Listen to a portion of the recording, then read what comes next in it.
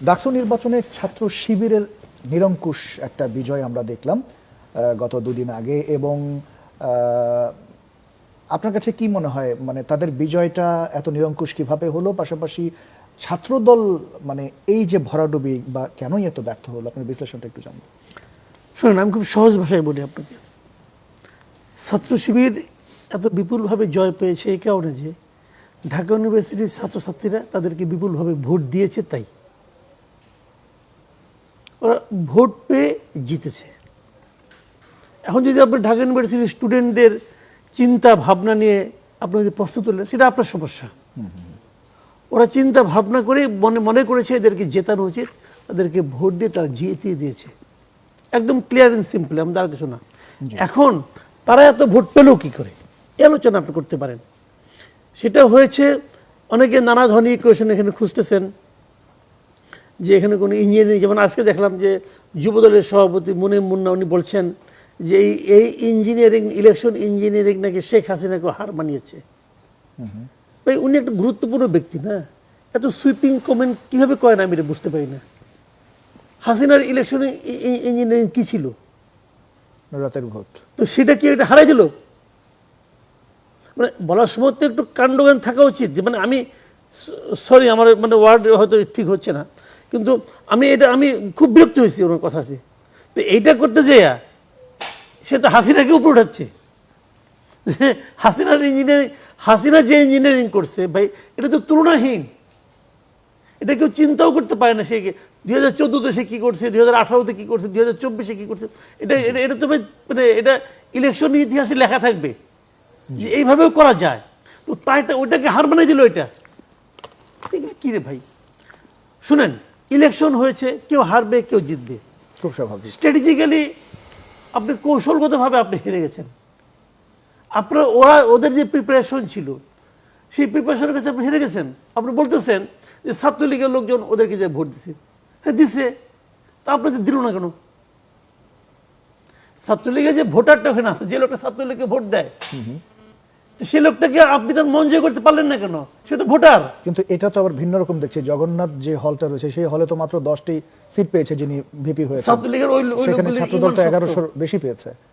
ছাত্রলীগের জগন্নাথ হলে তার ছাত্রলীগ করে তাদের ইমান খুব শক্ত, এই জন্য হয়তো হইতে পারে না। এমনি ফান করলাম। ওখানে অন্য কারণ আছে। ওখানে ছাত্রলীগের কতগুলি বিষয় আছে ভাই, আমি বলি। ওখানে প্রচুর এটা হিন্দু অধ্যুষিত এলাকা। তারপরে ওখানকার ছাত্রদলের যে ভিপি, ওখানকার যে সভাপতি, সে ওই হলের, সে হিসেবে একটা প্রভাব ছিল। কিন্তু অন্য অন্য হলগুলোতে কী হয়েছে আপনাকে এটা বুঝতে হবে। আমি বলি আপনাকে, শুনেন, জাতীয় রাজনীতির প্রভাব ঢাকা বিশ্ববিদ্যালয়ের ইলেকশনে পড়েছে। একদম ক্লিয়ার অ্যান্ড সিম্পল। আমি আপনাকে যদি সময় থাকে আমি একটু এটা ব্যাখ্যা করি।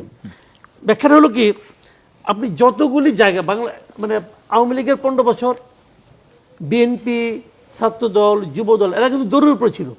এক একজনের নামে 15টা 20টা করে মামলা ছিল। অনেকে বাড়িতে এলাকায় থাকতেও পারতো না। আমি অনেক লোককে চিনি এরকম। কেরানীগঞ্জের এক বিএনপির এক লিডারকে আমি চিনি, সে ভদ্রলোক তো মা মারা গেছে, জানাজায় যাইতে পারে নাই এই কামরুল সাহেবের জন্য। এগুলি ছিল রিয়েলিটি। এখন যেই মাত্র হাসিনা চলে গেল, আওয়ামী লীগের পতন ঘটলো, এখন আপনি যদি ওই কাজটাই আবার করতে চান, তাহলে তাদের সঙ্গে আপনাদের পার্থক্যটা কি থাকলো? একই নেগেটিভ দাঁড় করানো। এই জিনিসটা অনেক জায়গায় হয়েছে, অনেক জায়গায় হয়েছে। এবং যত জায়গায় আওয়ামী লীগ, যুবলীগ, স্বেচ্ছাসেবক লীগের নেতাদের বিরুদ্ধে মামলা হয়েছে, আপনি খোঁজ দিয়ে দেখেন, তার 95% ক্ষেত্রে মামলার বাদী হলো বিএনপির লোকজন। এখন যারা ছাত্রলীগের এখানে ভোটার ছিল, ছাত্রলীগের ভোটাররা কিন্তু ম্যাক্সিমামই কিন্তু বংশানুক্রমিক ভোটার, মানে বাবা আওয়ামী লীগ করে, দাদা আওয়ামী লীগ করে, বড় ভাই যুবলীগ করে, এরাই কিন্তু। তো ওরা যারা এখানে ভোট দিতে আসছে, ছাত্রলীগের যে ছেলেটা, সে দেখছে যে আমার বাবা, চাচা, মামা, ফুপু, ফুপা অথবা ভাই, এরা তো দৌড়ের উপরে আছে। কাদের কারণে? এই বিএনপির লোকগুলির কারণে। তো তাদেরকে তো আমরা ভোট দেবো না। একদম খুব সহজ ভাষায় তারা কিন্তু নিজেদের সুবিধাটা বুঝছে। এখানে কিন্তু দলীয় আদর্শ কিচ্ছু তারা চিন্তা করে নাই। তারা সুবিধাটা বুঝছে যে কাদেরকে দিলে আমি সুবিধাজনক অবস্থা থাকতে পারবো ছাত্র হিসেবে বা ছাত্রী। এই জিনিসটা একটা কারণ ছিল। আরেকটা রাজনীতি এখানে ছিল। সেই রাজনীতিটা হলো ছাত্রলীগের বিষয়ে এই সাধারণ স্টুডেন্টদের, মানে ওটা বললাম আমি ছাত্রলীগের ভোটটা কী করে আসলো এখানে। আর সাধারণ স্টুডেন্টদের মধ্যে একটা আতঙ্ক ছিল ছাত্রলীগ নিয়ে। সেটা কি? ওদের গণরুমের আতঙ্ক। আরেকটা হলো যেমন পরীক্ষার আগের দিন মিছিল করতে হবে, আসো মিছিল করো, কোনো উপায় ছিল না কিন্তু। তো এই সমস্ত কারণে তারা কিন্তু বিরক্ত ছিল। কিন্তু আপনি ভাবেন তো এই বিরক্তিটা কার উপর ছিল? কেবল আমাদের ছাত্রলীগের উপর না, কিন্তু সরকারি দলের ছাত্র সংগঠনের উপর। ওটা যদি সরকারি দল না হতো তাহলে তারা কিন্তু গণরুম করতে পারতো না। তো ওই যে ধারণাটা, এখন কি হয়েছে, বিএনপি লিডার, অন্যান্য জাতীয় নেতৃবৃন্দ এমন একটা ন্যারেটিভ তৈরি করেছে যে সবাই যেন ভেবেই নিয়েছে, ধরেই নিয়েছে খালি ফেব্রুয়ারি মাসটা আসতে বাকি, তারপরেই যারা সরকার।